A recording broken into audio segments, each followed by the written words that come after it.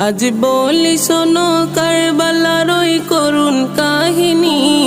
আজ বলি শোনো কারবালার ওই করুণ কাহিনী। করিল শহীদ নিজের হাতে এজিদ বাহিনী। করিল শহীদ নিজের হাতে এজিদ বাহিনী। আজ বলি শোনো কারবালার ওই করুণ কাহিনী। আজ বলি শোনো কারবালার ওই করুণ কাহিনী। করিল শহীদ নিজের হাতে এজিদ বাহিনী। করিল শহীদ নিজের হাতে এজিদ বাহিনী। কোলের শিশু কান্তে থাকে পানির পিপাসায়, তখন ইমাম হোসেন তাকে নিয়ে ফোরাত ধারে যায়। বলে দাও না ভাই একটু পানি, কাঁদে আজগার।